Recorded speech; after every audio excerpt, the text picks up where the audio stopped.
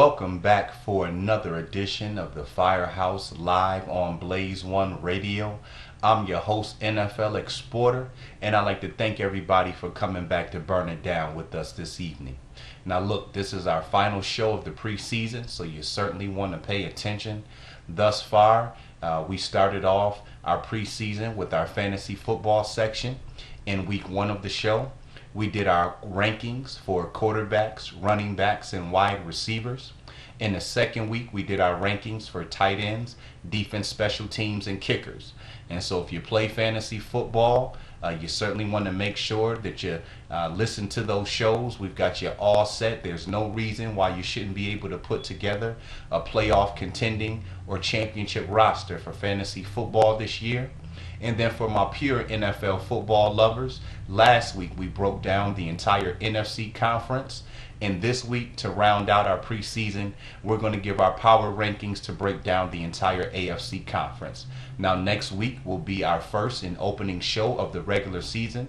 So we'll be getting you ready for the Green Bay Packers and Seattle Seahawks as they open up the regular season for NFL football.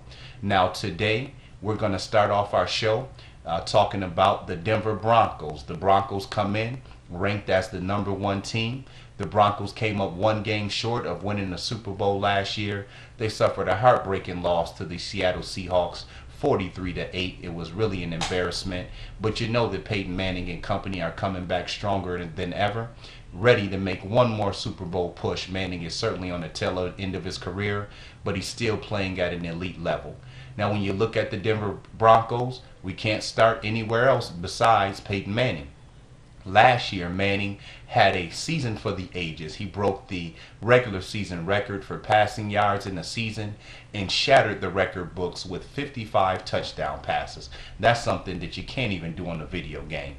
You know that Manning is going to be on the top of his game. He certainly hasn't forgot that loss, and we expect this offense to be hitting on all cylinders. Now, the Broncos did have a couple losses on the offensive side of the football. They lost running back Knowshon Moreno. They'll be replacing him with running back Monty Ball. But Moreno took quite a bit of production with him last year. He totaled 1,586 all-purpose yards and 12 touchdowns. But with this explosive offense, I certainly think that Monty Ball can step in and duplicate or put up similar numbers, so it shouldn't be too much of a loss there.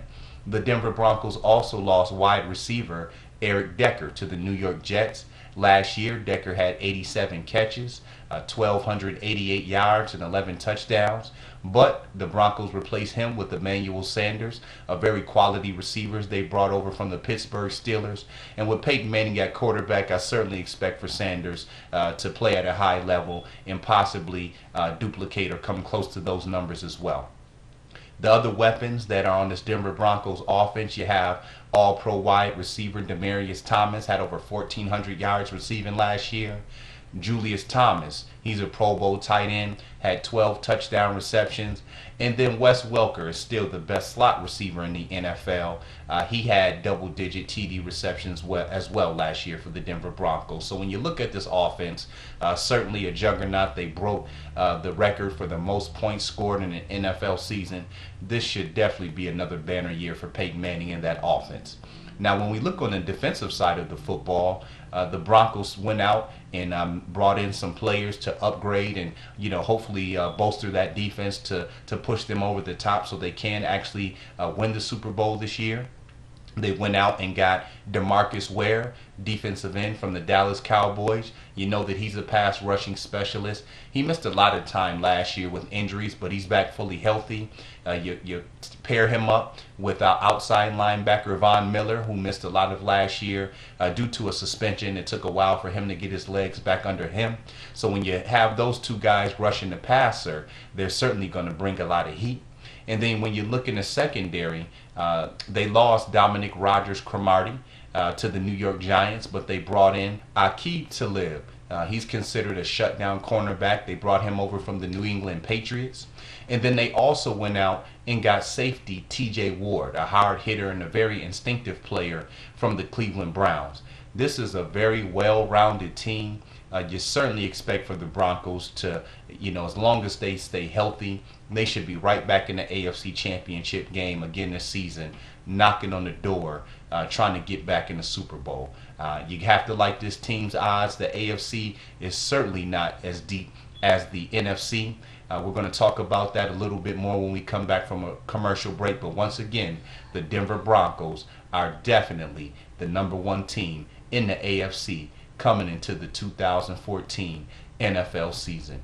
We're going to take a quick commercial break, and when we come back, we're going to talk about 4 teams who have the strongest possibility of knocking the Broncos off and representing the AFC in this year's Super Bowl. So don't touch that dial. Once again, it's the NFL Exporter. You're listening to the Firehouse live on Blaze1Radio. We'll be back after these messages.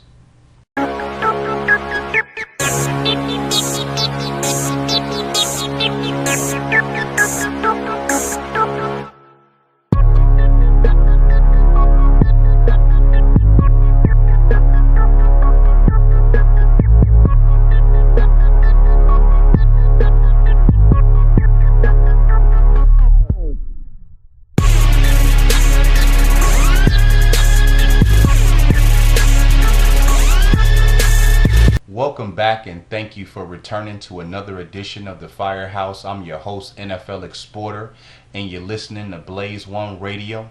Now, if you're just tuning in, we're rounding out our preseason here on the Firehouse by breaking down and giving our power rankings for the entire AFC conference for the 2014 NFL season. Coming in at number 1 was the defending Super Bowl champion Denver Broncos. Now, we're going to take a look at 4 teams that have a legitimate shot of knocking the Broncos off. Coming in at number 2, and I actually like this team better than I like Denver, but I'm the type of person that gives respect where it's due, and when somebody is a defending champion until they're knocked off, I think that we owe them that respect. Coming in at number 2 is the New England Patriots. Now, the Patriots lost to Denver last year in the AFC Championship game, but they made it there with a ton of injuries. When I look at this New England Patriots team this year, this is probably the most loaded that they've been across the board in the last 5 years. Now, when you look on the offensive side of the football, you know that Tom Brady is certainly a future first ballot Hall of Famer, has 3 Super Bowl rings, has suffered a couple tough losses and 2 others, so that he's taken his team, him and Bill Belichick, they've taken his Patriots team to 5 Super Bowls in their current tenure. This team is certainly one of the model in sports franchises. This team has won its division in 10 of the last 13 years, and they've been to the AFC Championship game in 8 out of the last 13 seasons. So you know that this team is putting a quality product out on a year in and year out basis. Now, as I mentioned, on the offensive side of the football, it all starts with Tom Brady. Last year, Brady had a good year, 4,300 yards, 25 TDs, only 11 interceptions, but he did that with a plethora of injuries. Last year, in and out of the lineup, you had his favorite target, tight end Rob Gronkowski. Danny Amendola was injured a lot. He had 2 rookie wide receivers, and Aaron Dobson and Kimbrell Tompkins. Both of those guys, it took a little while for them to really try to learn and grasp the Patriots' complex offensive system. They also battled some injuries. And then also Shane Vereen is a player that probably not too many people know about. He's a running back for the Patriots. He can run the football, but he's exceptional catching the ball out of the backfield. He even lines up at wide receiver sometime.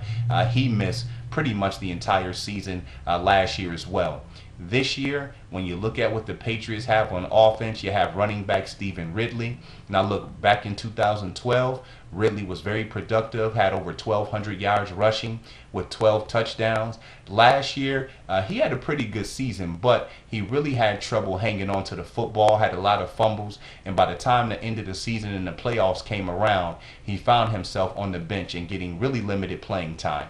If he can hold on to the football, the Patriots offense line is one of the best at run blocking in the NFL. He should be able to get back on track And then I mentioned Shane Vereen, a very underrated player who can catch out the backfield and run the ball. And then second-year guy James White is another player that's certainly worth keeping an eye on. We know that the Patriots like to mix and match and have a lot of players coming in and out to keep some fresh legs. So he's not a guy that I'm expecting to do a whole lot, but he's certainly a person's name that's worth noting. Now, when you look at the passing game, and we know that's the bread and butter of this New England offense, Tom Brady has a ton of weapons at his disposal, and they're all healthy this season. It starts with tight end Rob Gronkowski. Now, Gronkowski is still rounding into form. He's not totally back to 100% yet. Just start really getting back into contact drills. But you know, by the second or third week, he'll be back out there. And when he's on the field, he's a huge target in the red zone and just a big-time mismatch, being 6'7", 265 pounds. And so he's going to be a welcome addition back to this Patriots offense. And then Tom Brady has a ton of wide receivers. We mentioned Aaron Dobson and Kimbrell Tompkins. They have a year under their belt. They're both very talented young wide receivers in their second season. Danny Amendola's healthy.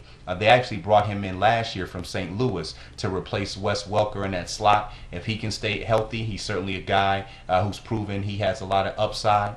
You have Julian Edelman, had 105 catches last year, over 1,000 yards receiving. He's back in the fold. And then you also have Brandon LaFell, a quality wide receiver that they brought over from the Carolina Panthers. And so on the offensive side of football, this team is loaded. I certainly expect for Tom Brady and company to be back amongst the league leaders in points scored and yards per game. Now, when we move to the defensive side of the football, the Patriots have just as much talent, and that's what makes them so scary this year. Now, last year, they suffered some bad injuries. Pro Bowl linebacker Jared Mayo, Pro Bowl defensive tackle Vince Wilfork, and big defensive tackle Tommy Kelly all missed a huge part of the season due to injury. All of those guys are back this year and fully healthy. Now, the Patriots did take one loss. They lost linebacker Brandon Spikes to the Buffalo Bills, but they still have Donta Hightower. I mentioned Jared Mayo, who plays at a Pro Bowl level. He's back. And then they also have Rob Ninkovich, who's been a specialist in that Bill Belichick defensive scheme for years. On the front lines, along with Vince Wilfork and Tommy Kelly, you have Chandler Jones. He's entering his third year out of the University of Syracuse. He's turning into a beast, one of the better defensive ends in the NFL. He had double digits in sacks last year. And then the secondary is an area where the Patriots have really struggled in past years, giving up a lot of yards through the air, but that should not be the case this year. The Patriots went out and made some power moves. They brought in cornerback Darrelle Revis, let me pronounce that right, from the Tampa Bay Buccaneers. We all know that it wasn't too long ago, actually 2 years ago, prior to suffering an ACL injury, that Revis was considered the best defensive back in the NFL. All right, so if he's back in his form, that will pay big dividends for the New England Patriots. The Patriots also went out and got big 6'4" defensive back Brandon Browner from the Seattle Seahawks. Now, Browner was part of that vaunted Legion of Boom secondary over in Seattle.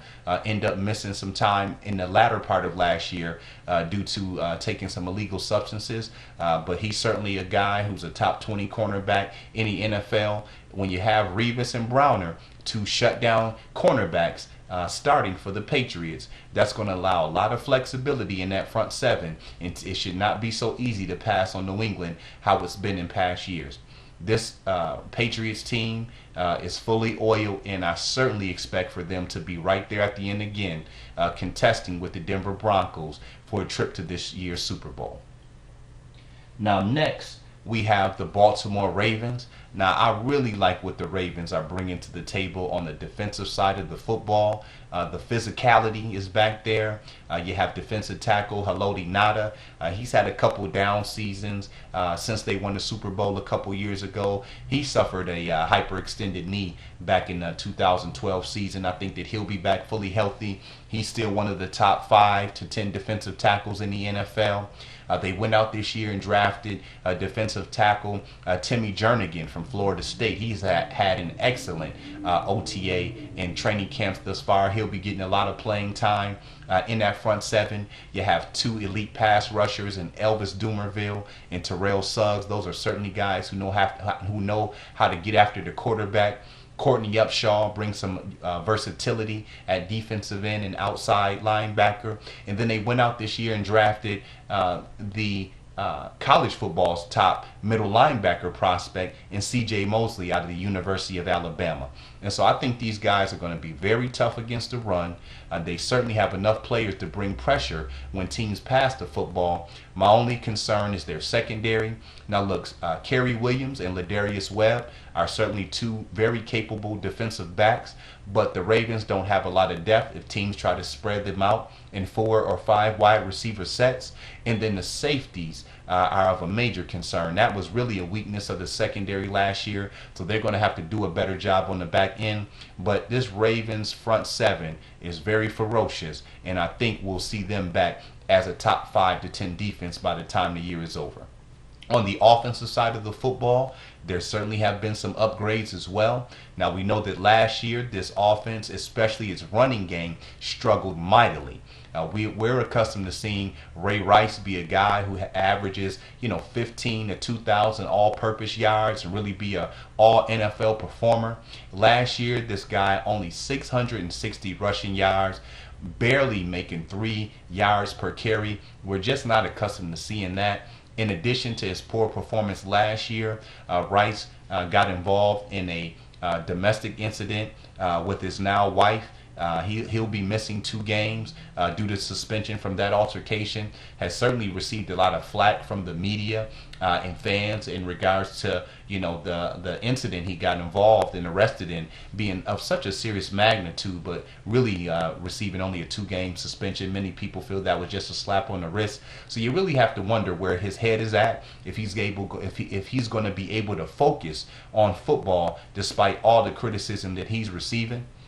But what should help the Ravens running game immensely is they brought over Gary Kubiak. Now Kubiak was the head coach for the last few years out in Houston.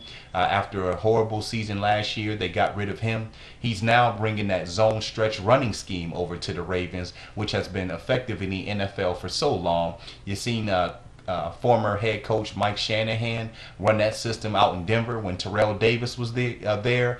He put up over 2,000 yards in that system. When Mike Shanahan was still in Denver, Clinton Portis did very well there, as well as when Mike Shanahan brought that system over to Washington, where Portis had a very successful season. We've seen Alfred Morris, the running back for the Redskins, the past 2 years. He's piled up over 2,800 yards in that system. And then Kubiak was over in Houston. We know that Arian Foster emerged and became one of the best running backs in the NFL in Kubiak's tenure there.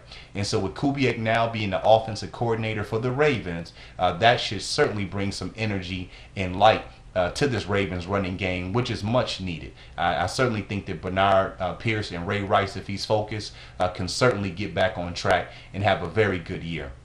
Now, when I look at the Ravens passing game, they really struggled mightily last year, but it was kind of unexpected. They certainly were accustomed to having that running game kind of being in the top 10 to 15 in the NFL. Last year, they were near the bottom. It put a lot of pressure on quarterback Joe Flacco, who certainly didn't have the weapons in place to really excel. Well, this year, they've got much better offensive weapons. We know that Torrey Smith at wide receiver, he's certainly a very good player in the NFL. Had 1,128 yards receiving last year.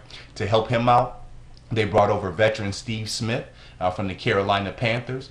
We know that Smith certainly doesn't have the top end speed that he used to, but now that the pressure's off him from being a number 1 receiver, he's still capable of winning some one-on-one matchups. That with those two starting, that now allows Jacoby Jones to move over to the number 3 wide receiver, and second-year player Marlon Brown to be the number 4. So they definitely have some quality depth there.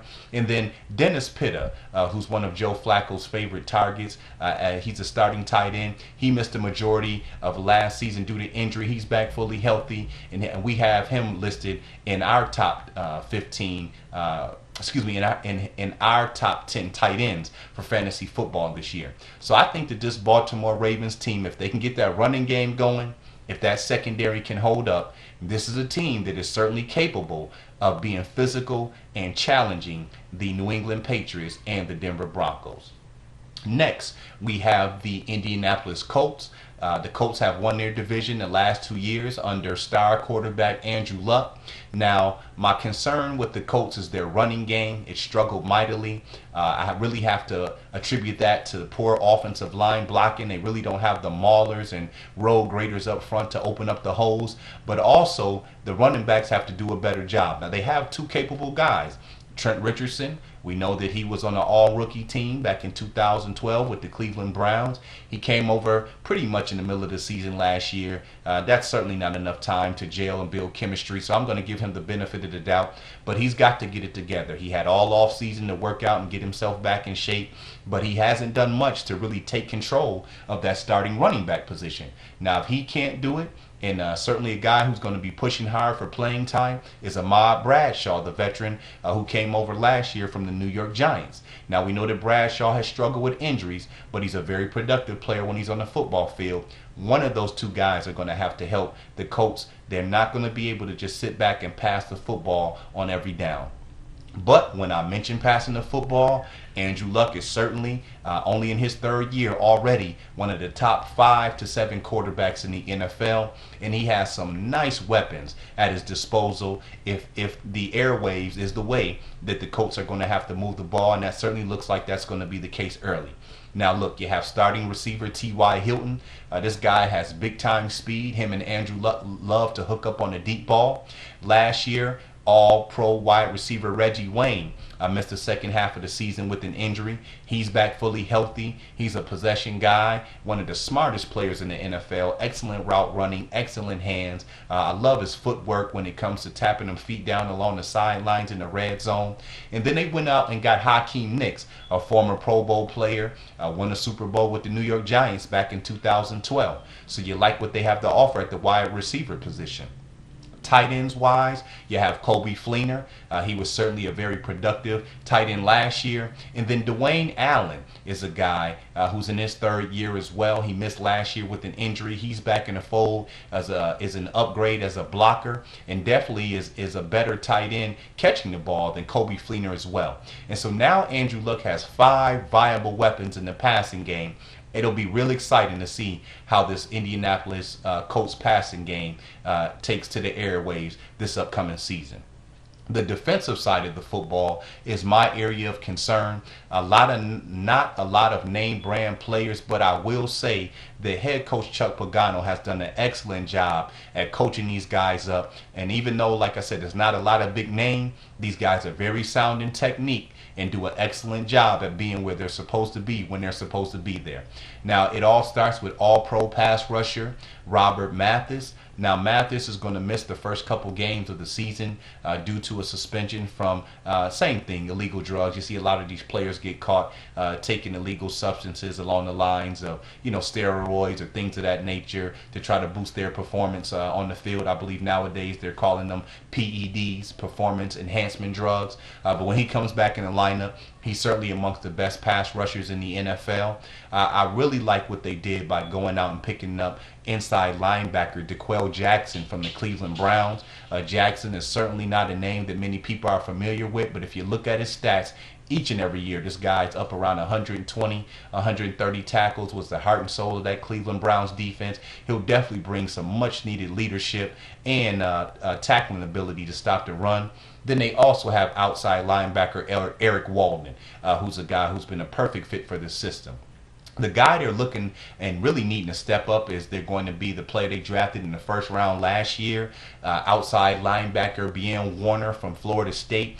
Did pretty much nothing last year. He's going to need to step his game up. And then when you look at the secondary, they did lose Antoine Bethea, who have been there for so many years. But they do have LaRon Landry, who's a big-time hitter. He's a guy who struggled with injuries. If he can stay healthy, that'll be some much-needed help. And then at cornerback, you have Vontae Davis, a nice free pickup they got last year in the trade from the Miami Dolphins. And so when you look at this Indianapolis Colts team, They've been to the playoffs 2 straight years. They've been making progress. They were knocked out in the first round in 2012. Last year, they won a playoff game and won in the divisional round. We'll have to see what happens. New England and Denver are very tough. Baltimore is a very physical team. We'll see if Indianapolis can put it together and possibly make it to the AFC Championship game, which is really the only way you can consider a productive season, considering they've been to the playoffs the last 2 years. To round out our 4 teams who have a legitimate shot at knocking off the Denver Broncos are the San Diego Chargers. Now, last year, the Chargers split with the Broncos in the regular season. Both teams won 1 game, and then they suffered a playoff loss at Denver in the divisional round, but it was only by 10 points. This San Diego Chargers team is certainly primed to make another run. They're bringing back everybody that they had on their roster from last year. On the offensive side of the football, it all starts with Phillip Rivers. He finally got some protection in front of him and had a stellar year with 4,400 yards and 32 touchdown passes. You have to love the weapons he has in the passing game. In his second year now, Keenan Allen is certainly establishing himself as one of the top wide receivers in the NFL. Had over 1,000 yards and 8 TDs as a rookie last season. They're going to be welcoming back Malcolm Floyd, who suffered an injury in the first couple games of last season. He's a veteran who has a lot of rapport with Rivers. You still have big target Vincent Brown. And then the Chargers have 2 quality tight ends. Quality, let me say, is an understatement. Antonio Gates is 35 this year, so he certainly doesn't have the speed that he's used to, but his resume certainly has Hall of Fame written all over it. And even at age 34 last year, this guy still had 77 catches for over 800 yards. He's a very effective player, has probably the best chemistry out of any of these players with Phillip Rivers. And then to preserve him so he doesn't have to take so many snaps, you have Ladarius Green. This guy has a lot of upside. When Gates retires, he'll take over that lead role for the San Diego Chargers. He has big time speed. I really like what he brings to the table. So Phillip Rivers has 5 legitimate options in the passing game. And then when you look at what they're doing running the football, I like the depth that they added this year. They already had Ryan Matthews, a guy who struggled with health, was finally able to stay healthy for an entire season last year, had over 1,200 yards rushing. They went out and got Donald Brown, a very tough runner from the Indianapolis Colts, to bring in some quality running behind him. And then you have the versatile Danny Woodhead, who excels in catching the ball out of the backfield, creating mismatches with linebackers and safeties. And so there's no reason at all that this Chargers offense shouldn't be just as explosive as it was last year. And I really, really like what Phillip Rivers and his offense is bringing to the table. And then when you look on the defensive side of the football, they're healthy, which was a concern, an issue for them last year. Now, last year, they played a big part of the season without Melvin Ingram. He's a guy they invested a lot of stock in. He was a top 15 draft pick back from 2012. He's expected to step his game up. On the front lines, you have Corey Legent and Kendall Reyes, 2 very tough defensive linemen. You also have an inside linebacker, Manti Te'o. And then when you look in the secondary, they went out and got Brandon Flowers. Now, I think this was a very smart move. Flowers was over with the Kansas City Chiefs. Now, Flowers is certainly, when he's playing at the best of his ability, we've seen him take some plays off. He's certainly a top 15 defensive back in the NFL. But I think it's a power move because the Chargers picked up another player who was within their division. So the 2 times, I should say, that the Chargers played the Kansas City Chiefs this year, Flowers should certainly be able to, bring some tips and advice. He's very familiar with what the Chiefs like to do, and I think he'll be playing with a chip on his shoulders in those games as well. And then Eric Weddle at safety is definitely one of the best in the business, a top 100 player, voted by his peers in the NFL this year. And so, looking at what the San Diego Chargers team is bringing on the field this year, I certainly like their chances. They should be in the hunt, and they have a realistic chance at contesting with the Denver Broncos to try to win the AFC West division. All right, that wraps up our first segment. When we come back, we'll take a look at the next 4 teams who have a possibility at contesting with Denver, New England, Baltimore, Indianapolis, and San Diego for the upcoming NFL season. Don't touch that dial. It's the Firehouse NFL Exporter on Blaze1Radio.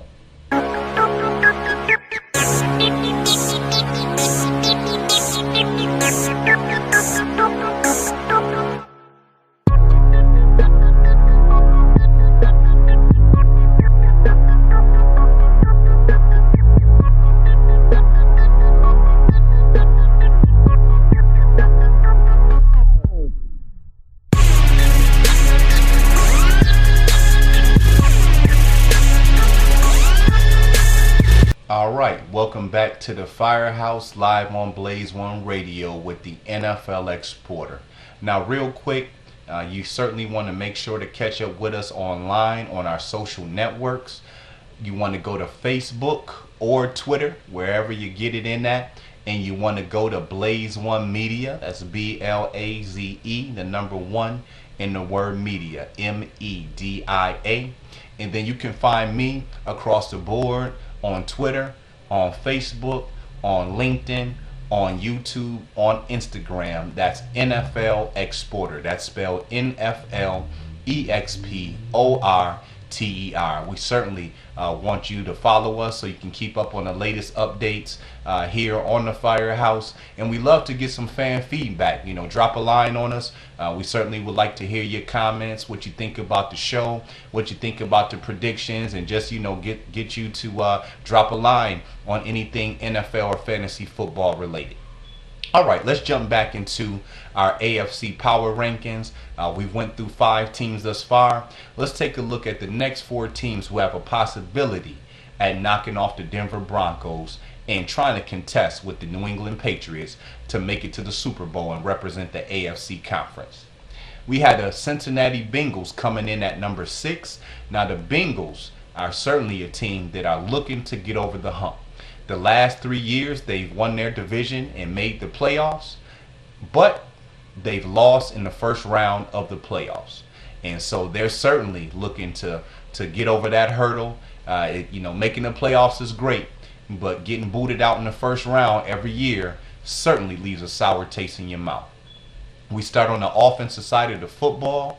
Quarterback Andy Dalton signed a huge contract in the offseason, so it's time for him to put up, stop making silly mistakes and turnovers, and really lead this team into a playoff victory. You know, that has to happen. This team has not been able to do that. And when you have a contract like his, you have the playmakers that you have around you on offense. And you know what? In some cases, it's not the quarterback's fault. But when you look at those 3 playoff games, Andy Dalton has really performed badly. And so he's going to have to step his game up. Now, when we talk about the weapons that he has, probably the second best wide receiver in the NFL. I would certainly say arguably so. You have A.J. Green. He's coming into his 4th season. In his first 3 years in the NFL, he hasn't done nothing but receive for over 1,000 yards. And last year, he really went to work with 98 catches, over 1,400 yards, and 12 TDs. He's definitely one of the top playmakers in the NFL. Him and Dalton are my favorite connection to watch throughout the NFL and the airwaves. Now, when you look at the other wide receivers that they have on this team, you have Marvin Jones, who had over 700 yards and 10 touchdowns last year. Now, Jones got hurt in the preseason.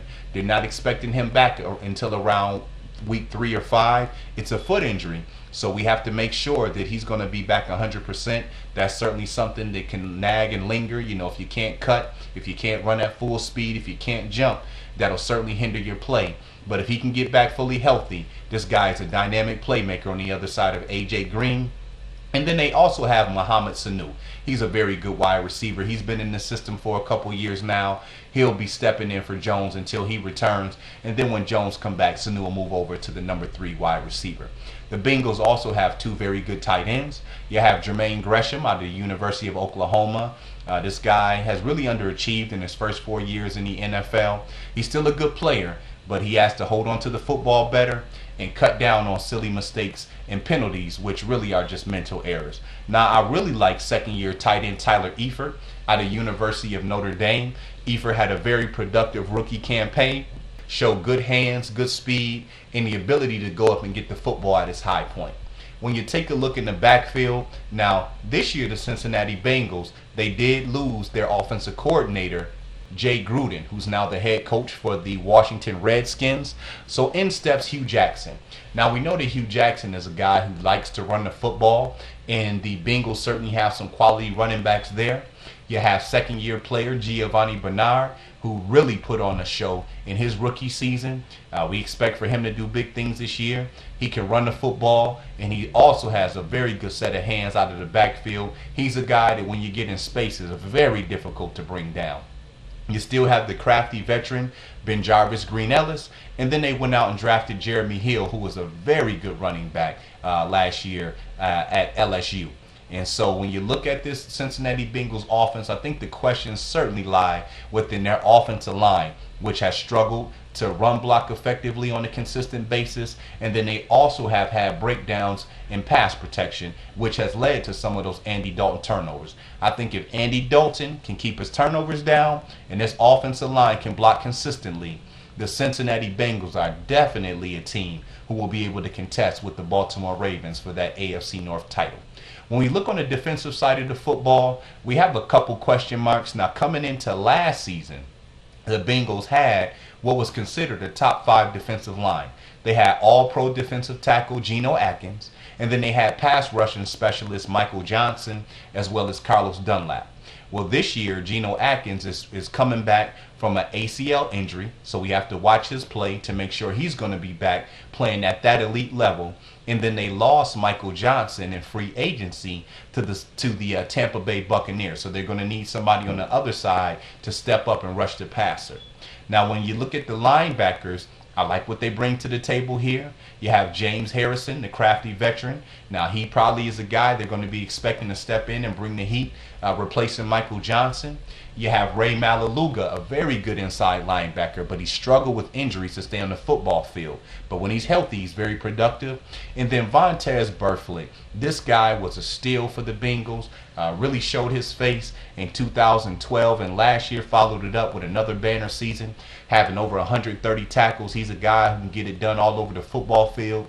He's very happy, just signed a new contract extension where he'll be bringing in over $7 million this year, so he'll definitely be out there going hard. Now, when you look at the defensive backs for the Bengals, these guys are getting a little bit older. You have veteran Leon Hall, who's 29. He's had a couple injuries the past couple years, so we got to see if he can hold up. He suffered an Achilles tear last year, and then the year before an ACL injury. And then you have Terrence Newman, who's 35 years of age on the other side. Now, the Bengals did a wise thing. They went out and drafted arguably the best defensive back coming out of college last year, that being Dequez Denard from Michigan State. Head coach Marvin Lewis has said that Denard is the best rookie defensive back that he's seen in his career. And you know that's a big time statement coming from Marvin Lewis, who's been around the NFL for more than 20 years. On the back end, you have safety Reggie Nelson, who's a very good center fielder and does a great job of holding up that back end. When you look at the Cincinnati Bengals team, like I said, they've won the division and made the playoffs. For them, they've got to find a way to put it together, and I honestly believe that their success is going to lie within that offensive line, quarterback Andy Dalton, and if their defensive line, especially Geno Atkins, is back playing at an elite level. Next, coming in at number 7, we had the Pittsburgh Steelers. Now, the Steelers are going to be trying to find their original and their identity that we're accustomed to seeing them playing with, which is smash mouth running the football. You have running back Le'Veon Bell, who's entering his second year as a rookie. He had 850 yards and 8 touchdowns.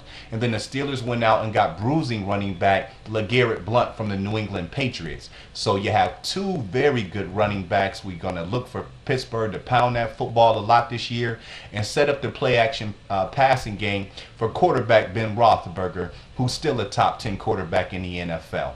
Now, Roethlisberger has lost a couple weapons in the passing game over the past couple years. In 2012, he lost Mike Wallace, and then this year he lost Emmanuel Sanders. He still does have Antonio Brown, who's one of the top 10 to 15 wide receivers in the NFL. Last year, Brown caught 110 passes for 1,499 yards and 8 TDs. Now, with those couple players that I mentioned gone, Brown is going to have a lot more focus on him. So the main thing that the Steelers are going to need to do is have some of their other wide receivers step up, namely second-year wide receiver Marcus Wheaton from Oklahoma State. Now, they did go out and draft Dre Archer from Kent State. He's a running back, but has excellent hands, and they're going to look to feature him in the passing game as well. And then I think what really bodes well for this Pittsburgh Steelers team is that their offensive line is finally healthy. You have Marquise Pouncey, who's certainly a Pro Bowl center. You have guard David DeCastro, who suffered a bad injury last year. Both those guys missed a lot of time last year, so you have your interior solidified. And then they just signed their tackle, Marcus Gilbert, to a long-term contract as well, and you still have Big Mike Adams. And so I think this Pittsburgh Steelers offensive line is a lot better than what we've seen in past years. The changing of the guard is coming on the defensive side of the football for the Pittsburgh Steelers. We're accustomed to seeing guys like defensive tackle Casey Hampton. We're accustomed to seeing Lamar Woodley, James Harrison, Larry Foote, and also safety Ryan Clark. All of these guys are no longer on the roster. The only players that are returning to this defensive side of the football from the last time the Steelers made the Super Bowl is safety Troy Polamalu, defensive back Ike Taylor, and linebacker Lawrence Timmons. Now, we all know that defensive coordinator Dick LeBeau is certainly one of the best, if not the best, in the business. So you certainly expect for him to have his players where they need to be. But this Steelers defense is on the decline as the players that I mentioned, really with the exception of Timmons, are getting a lot older. They're definitely going to need Troy Polamalu to play at an all-pro level. We've come to know him as being a guy making big hits and making key turnovers. You know, Ike Taylor is definitely still one of the best defensive backs in the NFL, even though he's, slowing down a tad bit. But it's really those new players in the front lines that are going to have to step their game up. We're talking about Jason World. We're talking about their first-round pick from last year, Jarvis Jones. He was brought in to replace James Harrison. And then a guy who looks really good right now is their rookie linebacker, Shazier. This guy has had an excellent preseason. He looks like he's going to be a big-time playmaker for the Steelers defense. All in all, when I look at the Pittsburgh Steelers, I don't think they have enough firepower on offense in the passing game. And I think that the defense is still a little bit too slow, but they're certainly not going to be an easy out and going to be very difficult to beat.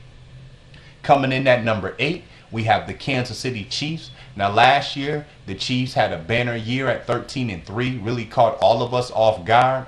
I don't think that's going to be the case this year. Now, in order for that to happen, they're going to have to replicate what they did last season, and that's very difficult to do. They have an all-pro and running back, Jamal Charles. We know this guy is electric. He led the NFL last year with 19 total touchdowns. This guy rushed for over 1,300 yards, put up over another 700 in the air. He really did it all for this Kansas City Chiefs team. I certainly expect for his production to stay the same. He's very tough, can run in between the tackles, and when this guy gets in the open field, he certainly has the speed, agility, and moves to take it to the house. But the wide receivers are very, very suspect for this Kansas City Chiefs team. It's very low budget. With this West Coast offense that Andy Reid brings to the table. When you look at the wide receivers, I mean, come on, we're talking about Dwayne Bowe, a guy who's completely fell off the map. He's struggling now. I'm hearing with the finger injury. He's been dropping the ball a lot in preseason. I know he'll be suspended one game because he got caught with marijuana. He's got to find his form. Back in 2011, he led the NFL with 15 touchdown receptions, but over the last 2 seasons, he's really, really dropped off. I'm really disappointed in this guy and expecting for him. He's got to step his level of play back up. And then when you look on the other side, the next best receiver you have is Donnie Avery. I mean, come on. This guy is not established. I just don't understand why the Chiefs have not done anything to help their passing game, which is one of the worst in the NFL. Now, DeAnthony Thomas, certainly a guy who could possibly step in and help the passing game out a lot. I would be shocked if they don't try to get him involved more. The explosive playmaker has already returned a punt 80 yards for a touchdown in the preseason, has big-time speed and elusiveness in the open field. I certainly expect for them to try to use him. And then we talk about passing the football. You have Alex Smith, the ultimate game manager. 23 touchdown passes last year to only 7 interceptions. This guy is very, very effective in the short passing game. In his last 1,100 passes, only 11 interceptions. And so that goes to show you how he protects the football. And I know that it's not pretty, it's not impressive, but he keeps his football teams in games and just plays smart football and allows that defense to come out and give his offense another opportunity. The Chiefs do boast one of the best offensive lines in the NFL, and so the holes will be open once again for Jamal Charles to run through, and Alex Smith will have time. I'm just not sold on the weapons that he has to pass the football to. On the defensive side of the football, this is really an area where the Chiefs excelled last year, and they ultimately were responsible for the Chiefs' 13-3 record. Coming back, you have pass rushing specialist Tamba Ali, as well as Justin Houston. They certainly form one of the best pass rushing duos in the NFL. You have on the front line, big Dontari Pope. Dontari Pope. This guy is a big time talent. He makes sure that nobody gets through the middle of that Chiefs defense. And then Derek Johnson, that inside linebacker, is still a big time playmaker. When you look at the secondary, you have Sean Smith. They did lose Brandon Flowers, but they felt that he just, his play wasn't well enough last year, that they feel that missing him will make a difference. And then Eric Berry is certainly one of your top safeties in the NFL, a hard hitter who can cover tight ends and wide receivers as well. Like I said, I don't see 13-3 in the cards for the Chiefs again this year, but they certainly have a formula of success down. They're going to be a confident bunch, and they're certainly going to be a tough out this upcoming season. Last, you have the Miami Dolphins coming in at number 9. I think it's real interesting what's going on here in Miami. When you look on the defensive side of the football, this is certainly a unit that's very capable. You have the likes of Cameron Wake, who's one of the best defensive ends and pass rushers in the NFL. In the middle, you have big Jared Udrick, who's one of my favorite defensive tackles, can rush the passer as well as stop the run. You have another heavyweight in there with Randy Starks. And then you have Vernon Oliver, who had 11.5 sacks last year. You look on the second level, definitely talent at linebacker. Donnell Ellerbe came over, 118 tackles, 2 interceptions last year, paid immediate dividends. And then you have Philip Willer, who had 118 tackles. The weakness in this defense had been Koei Amisa, but he's going to move inside to linebacker this year in the middle of the field, hoping that he can make some more plays. I like the secondary in Miami. You have Pro Bowler Brent Grimes. They went out and got the rough and rugged Cortland Finnegan, a savvy veteran from the St. Louis Rams. And then they also went out and got a hard hitter and a very instinctive player in Louis Delma. So I certainly expect for this Miami Dolphins defense to gel and be amongst the top 10, linger right around there this upcoming season. I think, and I'm pretty confident, that the success of this team is going to lie. And that's how it is. In the NFL, a lot of the weight gets put on the quarterback. You have Ryan Tannehill entering his 3rd season. He certainly made progress last year, passing for 3,913 yards and 24 touchdowns, but it was the 17 interceptions and the 6 fumbles that really offset his numbers and hurt this team. Now behind him, you have running back Lamar Miller. We're still waiting to see what he can do on a full-time basis. He was in a timeshare last year with Daniel Thomas. It appears he's going to be that way this year as well. Now he did gain 709 yards, only 177 carries last year, but only 1 touchdown. Behind him, or sharing time with him, is going to be Noshawn Moreno. We spoke about him earlier on the show. He departed from the Denver Broncos last year, over 1,500 all-purpose yards and 12 TDs. He's certainly coming in and expected to help the running game as well as the passing game for the Dolphins. Now, when I look at what Ryan Tannehill has at his disposal in the passing game, you have Mike Wallace, a guy who certainly underachieved last year. He should be playing with a chip on his shoulder. He has top-end speed. You have to respect what he can do in the deep passing game. You have Brian Hartline, who's a solidified number 2 wide receiver in the NFL. And then they have some good options at the number 3 and 4 receivers. You have Brandon Gibson. They brought him over from St. Louis last year. You have Rashard Matthews in his 2nd year. He had a strong second half of the season. And then you have rookie Jarvis Landry. And so he certainly has some nice passing options there. The guy I really like is tight end Charles Clay. He burst onto the scene last year with over 700 yards receiving and 7 TDs. I really think that the Dolphins know what they have in him now. He was more of a surprise last year. And so I think effectively using him would be to Ryan Tannehill's advantage as well. Now, when I'm looking at this Miami Dolphins team, I don't see them overtaking New England, who's fully loaded.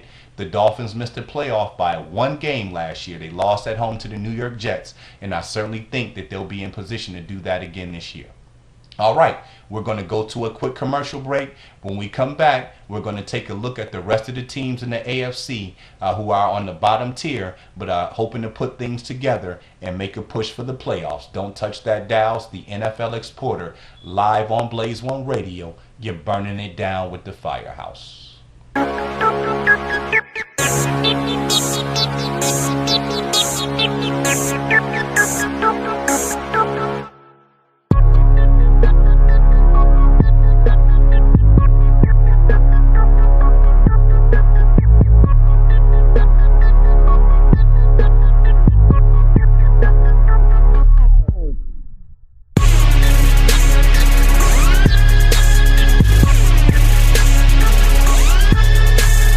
Thank you for returning. It's the NFL Exporter live on Blaze1Radio, and you've been burning it down on the Firehouse.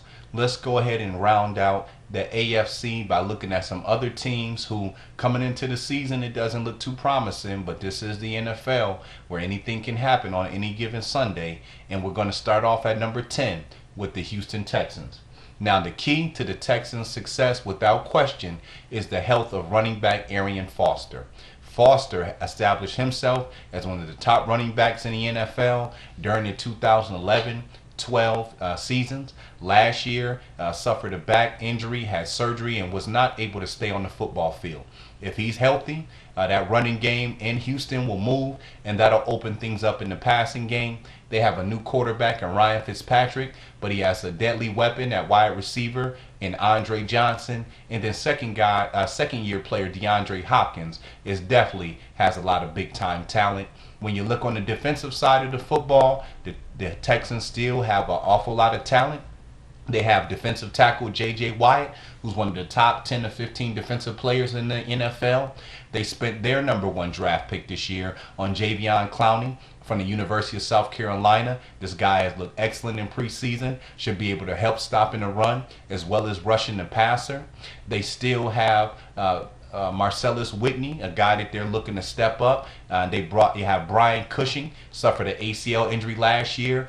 He's really the heart and soul of that front seven there. A good guy who can get after running backs and drop back into pass coverage. And then they have two very good cornerbacks in Kareem Jackson and Jonathan Joseph. And so if this Houston Texans team can get back to playing dominating defense, get that balance running the football, and Ryan Fitzpatrick can be efficient through the airways, the Houston Texans certainly can give the Indianapolis Colts a run for their money for that AFC South Division title.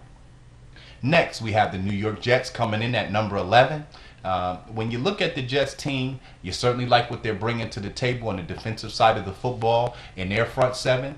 They have the returning Defensive Rookie of the Year, defensive tackle Sheldon Richardson. You still have up front linebackers Calvin Pace and David Harris. And then you have pass rushing specialist Muhammad Wilkerson. The weakness for this team, and this is really not what we're used to seeing. The secondary is usually a strength for the Jets, but we talked about it. They traded Darrelle Revis a couple years ago to Tampa Bay after an ACL injury, and then they let free agent Antonio Cromartie go. And so you have some inexperienced guys on the corner. Defensive back D. Milliner, who's in his second year from Alabama, he's going to have to back up his talk. He said that he's the best defensive back in the NFL. We know that that's all a joke. With only 1 year of work under your belt, there's no way you can make that comment, but he said it, so he's going to have to back it up. And then when you look at the safeties for this Jets team, the guy that you want to keep your eye out for is rookie Calvin Pryor from the University of Louisville. This guy is a hard hitter and a perfect fit for this Rex Ryan aggressive defense. On the offensive side of the football, you have quarterback Geno Smith. Smith has been very inconsistent in the preseason. They did bring over Michael Vick, but Vick has not looked too good as well. And so as long as the Jets continue to struggle at the quarterback position, they're only going to go but so far. Now, since that is the case, this Jets team looks to run the football first. They went out and got Chris Johnson, the running back from the Tennessee Titans. We know that Johnson put up 6 straight years of rushing for over 1,000 yards in Tennessee and had the banner year back in 2009 when he rushed for over 2,000 yards. He's playing very motivated. I certainly think he's a very effective runner. Behind him, you have some nice depth with Chris Ivory and Bilal Powell. And then when you look at what the Jets offer in the passing game, they tried to make some upgrades. They went out and got Eric Decker from the Denver Broncos. Last year in Denver, had 11 TD catches and over 1,200 yards receiving, but that was with Peyton Manning. We certainly know that his numbers are going to come down. The next best options that you have, Stephen Hill, a speed guy. He's entering his third year from Georgia Tech. He's got a sure up on his hands, has basically become known as a guy who drops the football. And then Jeremy Curley will be in the slot. I like the Jets' offensive line when it comes to running the football. You have 3 Pro Bowl talents, caliber guys up front with tackle DeBrickis Shea Ferguson, guard Willie Colon, and center Nick Mangold. All in all, the Jets just don't have all the pieces in place to really be a serious contender, but they should be tough and win their fair share of games this season. Coming in at number 12, you have the Cleveland Browns. It's been a circus thus far at the quarterback position this year. It's certainly a Tim Tebow-esque type situation. Rookie quarterback Johnny Manziel comes in with all the celebrity, all the media attention and hype. He won the Heisman Trophy as a freshman back at Texas A&M.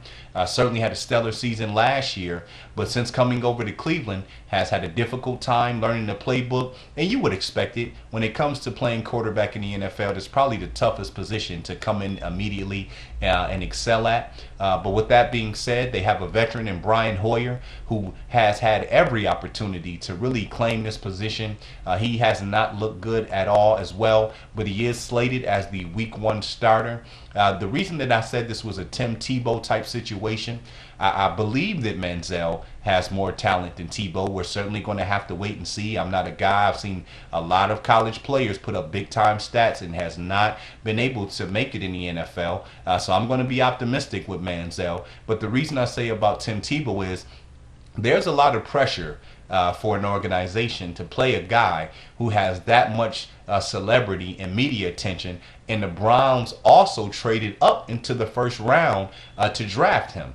Usually when a team trades up in the draft, especially in the first round to get a quarterback, it's to have that guy play immediately. And the reports that are coming out of Cleveland at the time that we're recording the show is that they're thinking about possibly going to a 2-quarterback system or putting in some special packages for Manziel. And I'm just kind of like, maybe not. I mean, if the guy's not ready, why force him on the football field? But again, there's a lot of pressure. I know that Johnny Manziel, this guy, he hangs out with LeBron James. He hangs out with Diddy. He hangs out with influential people. I'm quite sure he's got some powerful people in his corner. And so I certainly think that it's in the Browns' best interest to sit him, but it's hard to do with the guy, who demands that much attention. When I look at this Cleveland Browns offense, not too impressed at all. They did go out and get Ben Tate from the Houston Texans. He's looked good in the preseason. I was kind of down on him, but I'm a guy who gives credit where it's deserved. And if I make a mistake, Ben Tate has certainly looked explosive. He's looked a lot quicker than what I've seen in Houston. They're going to be leaning on him big time to run that football. And then when you look at the wide receiver position, the biggest question right now is we're awaiting to hear about the suspension of All-Pro receiver Josh Gordon, who led the NFL in receiving yards last year. Now, Gordon missed some time last year due to being caught with illegal substances. This year, he had the same thing happen again, and then while awaiting to hear that verdict, he got caught speeding and drunk driving. And so in my opinion, there really shouldn't be any question. When you make the same mistake 2 years in a row, and then you make another mistake on top of that, I think this young man really should be more concerned with getting his personal life on track. And sometimes when you take away, the things that you love and enjoy the most in life, it really gives you an opportunity to put things in perspective and not make those same bad choices and decisions. And he is a young man. He's only 23 years old, so we'll certainly give him the benefit of the doubt. But if he's not going to be in that Cleveland Browns lineup, that passing game is going to struggle immensely. Now, they do have tight end Jordan Cameron, who had over 900 yards receiving last year. He's certainly one of the best tight ends in the NFL.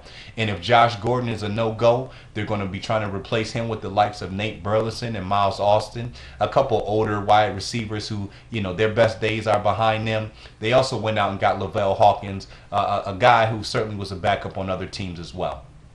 the strength of this team is their defense. I honestly believe that this defense has the ability to keep the Browns pretty much in all football games. I love the guys they have. We're talking about Big Phil Taylor at defensive tackle. We're talking about Paul Kruger at outside linebacker. We're talking about Barcavius Mingo. This guy came in and did big things last year from the University of LSU. He's in his second year. I like the cornerback tandem they have. Joe Hayden is a lockdown corner. You don't see too many balls getting by him.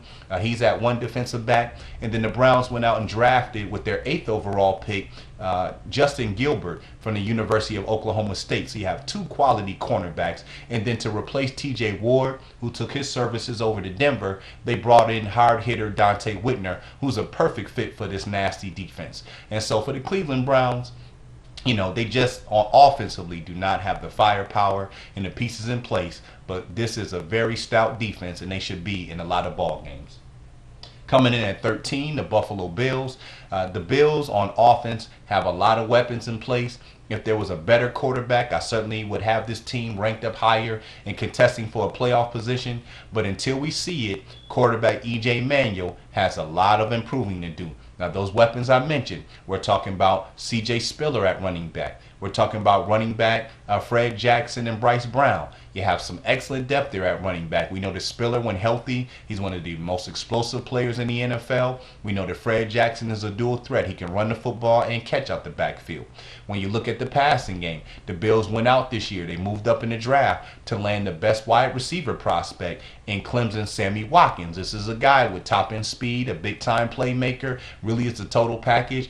If he gets in the open field, you don't even want to bother running because this guy will leave you in the smoke. They also went out and got veteran Mike Williams. I think that was a good move. He's a home product. Came from Niagara Falls, which is just about 25 minutes away from Buffalo. So he can come in and add some veteran leadership. And then you have second-year player Robert Woods. You also have veteran Scott Chandler at tight end. Again, for this Buffalo Bills offense, the keys are going to lie in 3 places. Quarterback E.J. Manuel is going to have to become more accurate with the football and make better decisions. And he's going to have to stay healthy. He missed a lot of games last year due to injury. He's going to have to cut down on his turnovers. Yeah, he's in his second year. He's got his work cut out for him. The Bills' offensive line has got to do a better job in pass protection. And then what's really underrated and goes by the wayside a lot in the NFL and in pro sports period is coaching. The offensive coordinator for the Bills is going to have to put his young quarterback in the best position to succeed. He has a ton of playmakers around him. He just needs to get those guys the football. When you look on the defensive side of the football for the Buffalo Bills, there's certainly some talent in that front 7. Now, the Bills suffered a really big loss. Second-year linebacker Kiko Alonso, who was second place in Rookie of the Year voting last year with over 130 tackles, is gone for the entire season with an ACL injury. He was a big-time playmaker. The Bills are really going to feel the effects of losing him. But the Bills did go out and pick up middle linebacker Brandon Spikes from the New England Patriots. So they do have someone in there who's capable of making plays. Now, when I mention this Bills front 7, I'm talking about they have. Now, when I mention this Bills front 7, it all starts up front on the defensive line. You have Marcel Darius and Kyle Williams, one of the best defensive tackle tandems in the NFL. Very difficult to run against these guys up the middle. And then at defensive end, Mario Williams got back on track. He's an elite pass rusher. You have Jerry Hughes at the other defensive end. Now, the Bills' secondary is the place that is very suspect. You have Stephen Hill and Leotis McKelvin, a couple guys that they've invested in some draft picks over the last couple years. Both of these guys are going to have to step their game up. And at the safety position, the Bills are still looking for somebody to come in and make that immediate impact. They lost their Pro Bowl safety, Jarius Byrd, in free agency to the New Orleans Saints. All in all, I think inexperience and the Bills secondary are going to hold them back. Again, they're not going to be an easy team to beat, but they're not ready to contest for a playoff spot just yet unless we see some major changes from quarterback E.J. Manuel. Coming in at 14, the Tennessee Titans, similar situation here.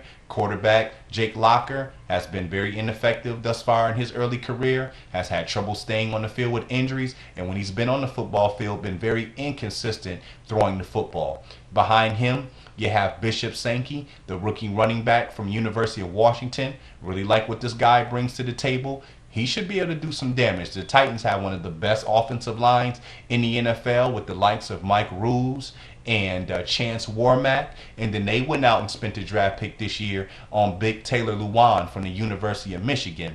But it's really the passing game where I think that the Titans' troubles will end up standing out for them. Now look, I like what they have. You have Justin Hunter. He's really emerging as the top receiver for the Titans. You have Kendall Wright entering his third year out of the University of Baylor. He had 94 catches last year. And you have the savvy veteran Nate Washington, as well as a very good tight end in Delaney Walker.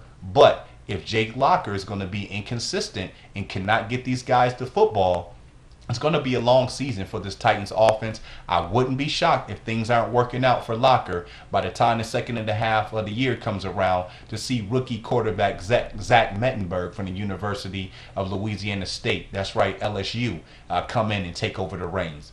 On the defensive side of the football, this is still a very tough and sound squad. Up front, you had the likes of Derek Morgan. I really like the linebackers, Akeem Ayers, and Zach Brown has really played excellent football, and he's entering his third year out of the University of North Carolina.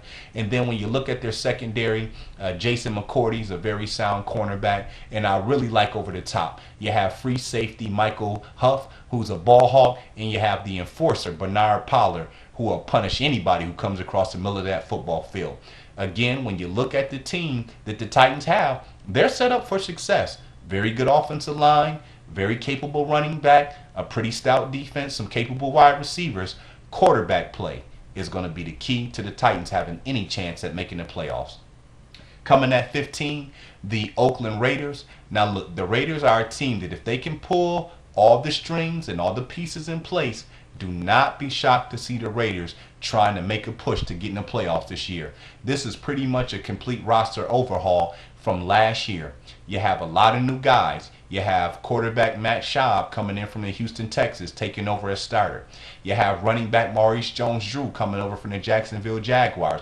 He'll be taking over the top starting spot. And you still have Darren McFadden at running back. So now you have a very capable and productive 1-2 punch at running back. When you look at the wide receivers, you brought in James Jones from the Green Bay Packers. You still have Rod Streeter, and you still have Denarius Moore, who's a speed guy. And then at tight end, you have Michael Riviera, and the Raiders definitely have a very good run blocking offensive line. And so, again, it's all about chemistry. It's all about these guys coming together. But the Raiders certainly have the best weapons on offense that they've had in quite some time. On the defensive side of the football, the Raiders went out and made a big splash as well. Look, they brought in Lamar Woodley from the Pittsburgh Steelers. They brought in Justin Tuck from the New York Giants. They went out and drafted stud outside linebacker Khalil Mack from the University of Buffalo. He was regarded as a top 5 pick and has had a very good preseason.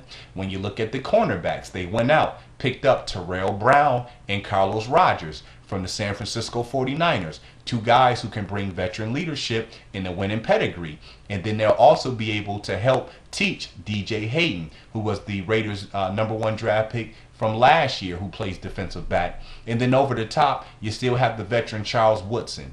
Again, if this Raiders team, with all their veteran leadership and guys who have had proven success in the NFL, if they can find a way to mesh all that together and get on the same page, the Oakland Raiders, that's right, it's been a long time since we said this, but the Oakland Raiders, on paper, certainly have a team that's capable of making the playoffs. Last, you have the Jacksonville Jaguars. This team flat out just does not have the talent, especially on the defensive side of the football, to be competitive. So we'll start on offense. You have Chad Henne, and then you have rookie quarterback Blake Bortles, who was a lottery pick this year from the University of Central Florida. He's pushing Henne.